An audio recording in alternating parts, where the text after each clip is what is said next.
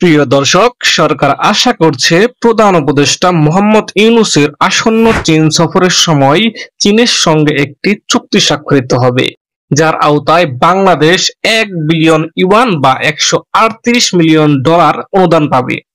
এই অর্থ যৌথভাবে নির্বাচিত প্রকল্পগুলোর জন্য ব্যবহার করা হবে, যার মধ্যে একটি বিশ্বমানের হাসপাতাল নির্মাণের পরিকল্পনাও রয়েছে।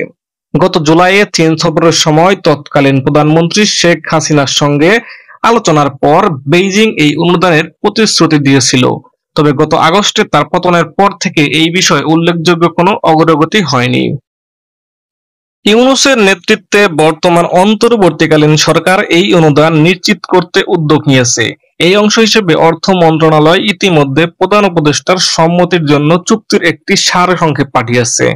অর্থ ও বাণিজ্য মন্ত্রণালয় এবং প্রধান উপদেষ্টার কার্যালয় এই সূত্রে জানা গেছে যে প্রধান উপদেষ্টা ইউনূস ২৬শে মার্চ চীনের উদ্দেশ্যে ঢাকা ত্যাগ করবেন বলে আশা করা যাচ্ছে। তিনি দক্ষিণ চীনের হাইআন প্রদেশে অনুষ্ঠিত বোয়া ফোরাম ফর এশিয়া বার্ষিক সম্মেলনে যোগ দেবেন এবং চীনা প্রেসিডেন্ট শি জিনপিং এর সঙ্গে দ্বিপাক্ষিক বৈঠক করবেন। সূত্র জানায়, সফরের মূল লক্ষ্য চীনের সঙ্গে বাংলাদেশের অর্থনৈতিক সম্পর্ক আরো জোরদার করা। বৈঠকে ইউনূস চীনা প্রেসিডেন্টের সঙ্গে কয়েকটি গুরুত্বপূর্ণ বিষয়ে আলোচনা করবেন, যার মধ্যে রয়েছে চট্টগ্রামের আনোয়ারার একটি চীনা আঞ্চলিক প্রতিষ্ঠান গড়ে তোলা, বাংলাদেশ চীন মুক্ত বাণিজ্য চুক্তি এবং বিনিয়োগ চুক্তি স্বাক্ষর নিয়ে আলোচনা শুরু করা। এছাড়াও নবায়নযোগ্য জ্বালানি খাতে চীনা বিনিয়োগ আকৃষ্ট করা এবং আসিয়ান এ বাংলাদেশের যোগদানের বিষয়ে আলোচনা হতে পারে। অর্থাৎ দক্ষিণ এশিয়ার একটি জোট, সেখানে বাংলাদেশের যোগ দেওয়ার কথার জন্য আলোচনা হতে পারে।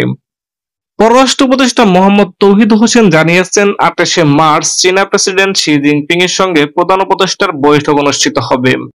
বাংলাদেশে ঢাকায় নিযুক্ত চীনা রাষ্ট্রদূত ইয়াও ওয়েন আশা প্রকাশ করেছেন যে ইউনূসের সফর অত্যন্ত সফল হবে এবং বেশ কিছু গুরুত্বপূর্ণ ঘোষণাও আসতে পারে। অর্থ মন্ত্রণালয়ের কর্মকর্তারা জানিয়েছেন, $১৩৮ মিলিয়ন অনুদানের একটি অংশ দিয়ে বাংলাদেশে ৫০০ থেকে ১,০০০ শয্যার একটি আধুনিক হাসপাতাল নির্মাণ করার বিষয়টি বিবেচনায় রয়েছে।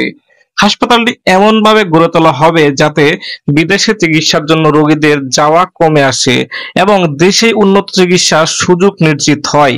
হাসপাতালের জন্য স্বাস্থ্য মন্ত্রণালয় ঢাকার উত্তরা, মিরপুর এবং চট্টগ্রামের একটি এলাকা প্রাথমিকভাবে নির্ধারণ করেছেন। চলতি বছরের জানুয়ারিতে পররাষ্ট্র উপদেষ্টা তৌহিদ হোসেনের চীন সফরের সময় এই বিষয়টি সমঝোতার স্মারক স্বাক্ষরিত হয়। মূলত ভারতীয় ভিসা পেতে বাংলাদেশি রোগীদের অসুবিধার কারণে চিকিৎসার বিকল্প ব্যবস্থা হিসেবে এই উদ্যোগ নেওয়া হয়েছে।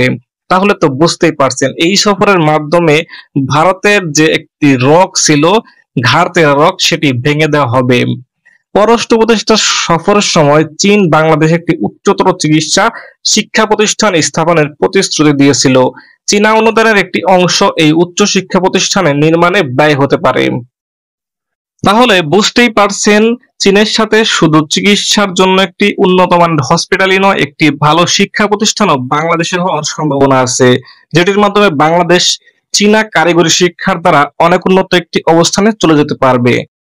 আমাদের আশা থাকবে এই সফরের মাধ্যমে বাংলাদেশে একটি উন্নত মানের হসপিটাল এবং শিক্ষা প্রতিষ্ঠান গড়ে উঠুক, যার মাধ্যমে বাংলাদেশের মানুষের চিকিৎসার জন্য ভারত সহ বিশ্বের অন্যান্য দেশে যাওয়া বন্ধ হোক এবং দেশ একটি উন্নত দেশে পরিণত হোক।